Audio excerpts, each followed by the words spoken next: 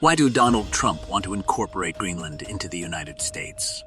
Donald Trump's interest in acquiring Greenland first surfaced in 2019 when he made a Twitter offer to buy the territory from Denmark for $2 billion. However, Denmark does not actually own Greenland. Rather, Greenland is an autonomous territory within the Kingdom of Denmark. The governance of Greenland is defined by both the Danish Constitution and the Greenlandic Self-Government Act of 2009, which grants significant local autonomy.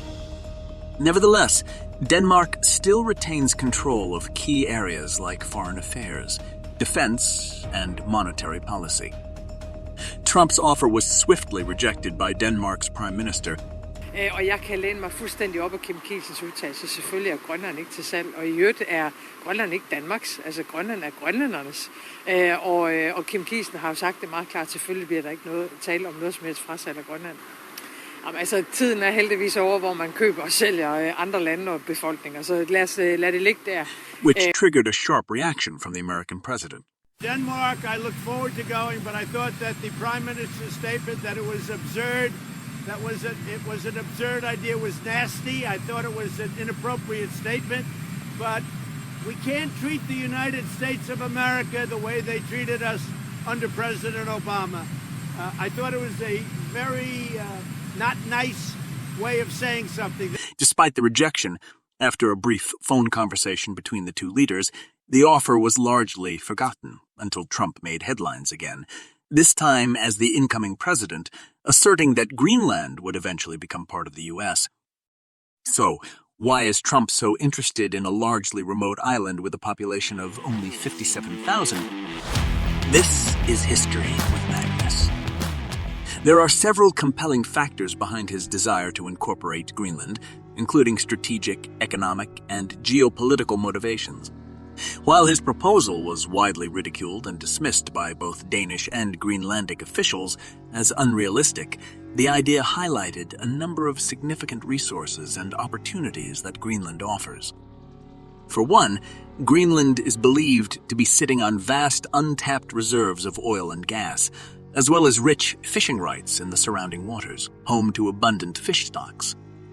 Yet, the most crucial factor and driving interest in the territory is its wealth of natural resources, particularly rare earth minerals.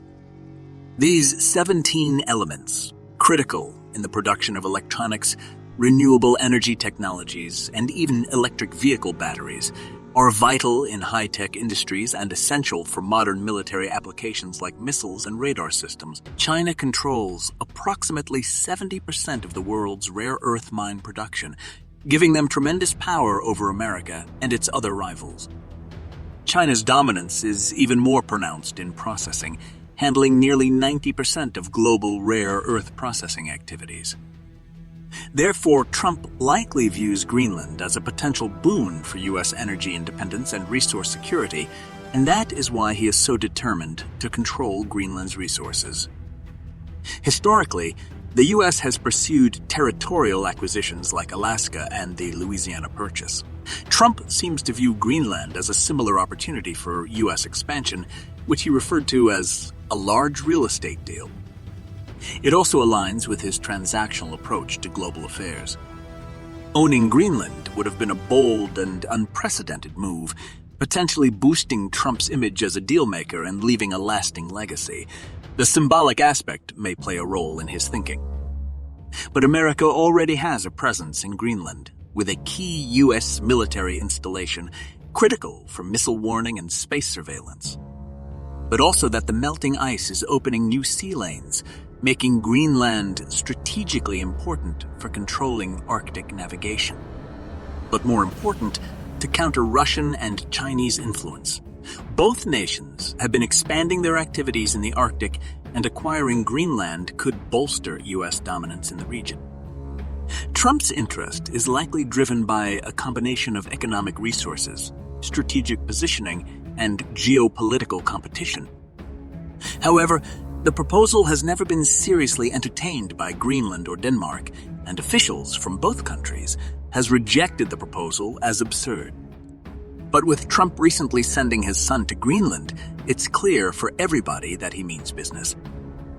On Tuesday, Donald Trump threatened Denmark with economic sanctions, stating that he could not rule out the use of military or economic pressure to gain control over Greenland. That same day, Danish Prime Minister Mette Frederiksen expressed disbelief at the notion that the United States would resort to military force to claim control of the island. The United States is our closest and most important ally. We have stood side by side in difficult times. I cannot imagine a scenario where this would happen, she said. On Wednesday, Greenland's Prime Minister, Mute B. Egede, also addressed the situation, acknowledging the concerns raised by Trump's statements. The remarks made yesterday are, of course, troubling. However, as a nation, it is crucial that we avoid acting impulsively. The Norwegian Prime Minister Jonas Gahr Støre was quick to protect the Norwegian island of Svalbard and clearly stated that we must take what Trump says seriously. Today, Thursday, the Danish Prime Minister has called a crisis meeting in Denmark, where the Greenland-Trump saga is on the agenda. For Greenland, this situation can mean that they finally get full independence from Denmark, but are at the same time threatened by an American invasion. Only time will tell whether Trump will start economic sanctions against one of its closest allies, Denmark, or if he will follow up on his threat and actually invade with military forces, and what that would mean for the rest of the world and how they will react. Remember to subscribe.